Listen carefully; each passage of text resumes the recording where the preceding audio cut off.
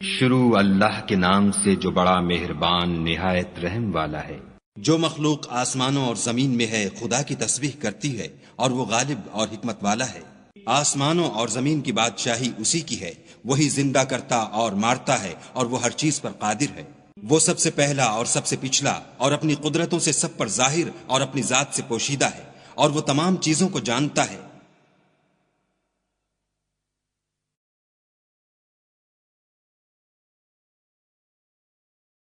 ذات سے پوشیدہ ہے اور وہ تمام چیزوں کو جانتا ہے۔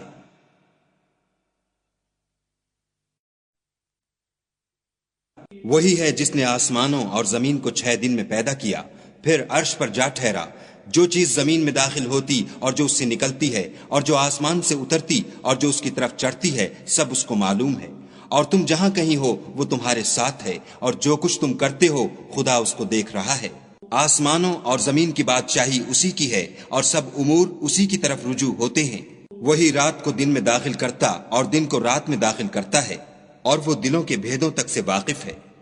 تو خدا پر اور اس کے رسول پر ایمان لاؤ، اور جس مال میں اس نے تم کو اپنا نائب بنایا ہے اس میں سے خرچ کرو۔ جو لوگ تم میں سے ایمان لائے اور مال خرچ کرتے رہے ان کے لیے بڑا ثواب ہے۔ اور تم کیسے لوگ ہو کہ خدا پر ایمان نہیں لاتے، حالانکہ اس کے پیغمبر تمہیں بلا رہے ہیں کہ اپنے پروردگار پر ایمان لاؤ، اور اگر تم کو باور ہو تو وہ تم سے اس کا عہد بھی لے چکا ہے۔ وہی تو ہے جو اپنے بندے پر واضح المطالب آیتیں نازل کرتا ہے تاکہ تم کو اندھیروں میں سے نکال کر روشنی میں لائے۔ بے شک خدا تم پر نہایت شفقت کرنے والا اور مہربان ہے۔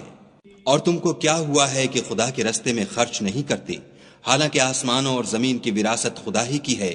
جس شخص نے تم میں سے فتح مکہ سے پہلے خرچ کیا اور لڑائی کی، وہ اور جس نے یہ کام پیچھے کیے وہ برابر نہیں۔ ان کا درجہ ان لوگوں سے کہیں بڑھ کر ہے جنہوں نے بعد میں خرچ اموال اور کفار سے جہاد و قتال کیا،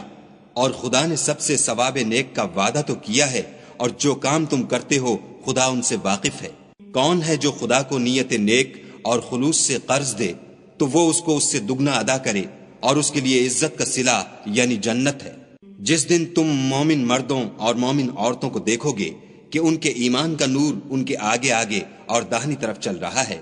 تو ان سے کہا جائے گا کہ تم کو بشارت ہو کہ آج تمہارے لیے باغ ہیں جن کے تلے نہریں بہ رہی ہیں، ان میں ہمیشہ رہو گے، یہی بڑی کامیابی ہے۔ اس دن منافق مرد اور منافق عورتیں مومنوں سے کہیں گے کہ ہماری طرف نظر شفقت کیجئے کہ ہم بھی تمہارے نور سے روشنی حاصل کریں،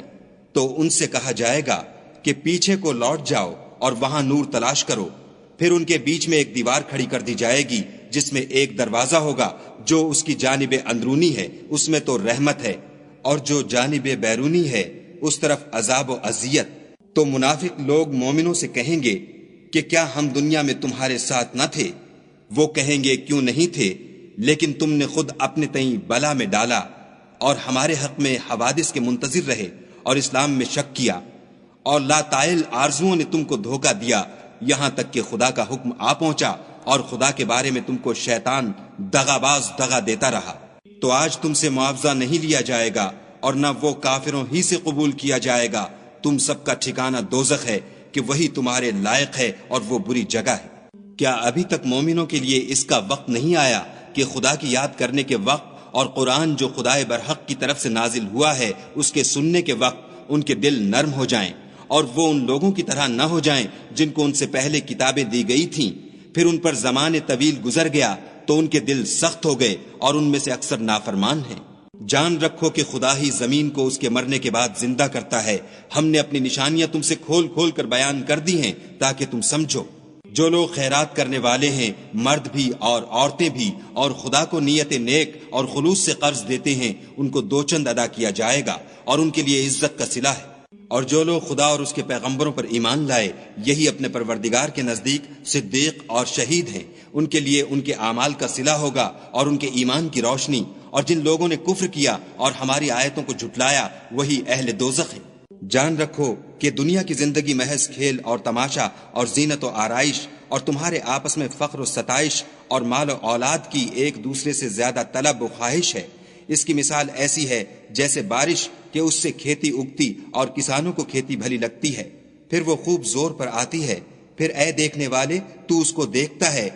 کہ پک کر زرد پڑ جاتی ہے، پھر چورا چورا ہو جاتی ہے، اور آخرت میں کافروں کے لیے عذاب شدید اور مومنوں کے لیے خدا کی طرف سے بخشش اور خوشنودی ہے، اور دنیا کی زندگی تو متاع فریب ہے۔ بندو اپنے پروردگار کی بخشش کی طرف اور جنت کی طرف جس کا عرض آسمان اور زمین کے عرض کا سا ہے، اور جو ان لوگوں کے لیے تیار کی گئی ہے جو خدا پر اور اس کے پیغمبروں پر ایمان لائے ہیں، لپکو۔ یہ خدا کا فضل ہے جسے چاہے عطا فرمائے، اور خدا بڑے فضل کا مالک ہے۔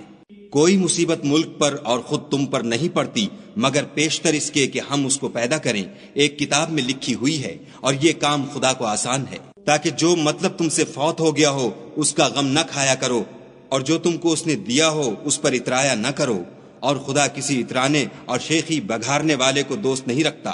جو خود بھی بخل کریں اور لوگوں کو بھی بخل سکھائیں، اور جو شخص روح گردانی کرے تو خدا بھی بے پرواہ ہے، اور وہی سزاوار حمد و ثنا ہے۔ ہم نے اپنے پیغمبروں کو کھلی نشانیاں دے کر بھیجا، اور ان پر کتابیں نازل کیں اور ترازو یعنی قواعد عدل، تاکہ لوگ انصاف پر قائم رہیں، اور لوہا پیدا کیا، اس میں اسلحہ جنگ کے لحاظ سے خطرہ بھی شدید ہے اور لوگوں کے لیے فائدے بھی ہیں، اور اس لیے کہ جو لوگ بن دیکھے خدا اور اس کے پیغمبروں کی مدد کرتے ہیں خدا ان کو معلوم کرے، بے شک خدا قوی اور غالب ہے۔ اور ہم نے نوح اور ابراہیم کو پیغمبر بنا کر بھیجا، اور ان کی اولاد میں پیغمبری اور کتاب کے سلسلے کو وقتاً فوقتاً جاری رکھا، تو بعض تو ان میں سے ہدایت پر ہیں اور اکثر ان میں سے خارج از اطاعت ہیں۔ پھر ان کے پیچھے انہی کے قدموں پر اور پیغمبر بھیجے، اور ان کے پیچھے مریم کے بیٹے عیسیٰ کو بھیجا، اور ان کو انجیل عنایت کی، اور جن لوگوں نے ان کی پیروی کی ان کے دلوں میں شفقت اور مہربانی ڈال دی اور لذات سے کنارہ کشی کی، تو انہوں نے خود ایک نئی بات نکال لی۔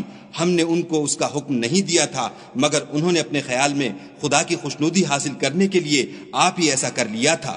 پھر جیسا اس کو نبھانا چاہیے تھا نبھا بھی نہ سکے۔ پس جو لوگ ان میں سے ایمان لائے ان کو ہم نے ان کا اجر دیا، اور ان میں بہت سے نافرمان ہیں۔ مومنو، خدا سے ڈرو اور اس کے پیغمبر پر ایمان لاؤ، وہ تمہیں اپنی رحمت سے دگنا اجر عطا فرمائے گا، اور تمہارے لیے روشنی کر دے گا جس میں چلو گے، اور تم کو بخش دے گا، اور خدا بخشنے والا مہربان ہے۔ یہ باتیں اس لیے بیان کی گئی ہیں کہ اہل کتاب جان لیں کہ وہ خدا کے فضل پر کچھ بھی قدرت نہیں رکھتے، اور یہ کہ فضل خدا ہی کے ہاتھ ہے، جس کو چاہتا ہے دیتا ہے، اور خدا بڑے فضل کا مالک ہے۔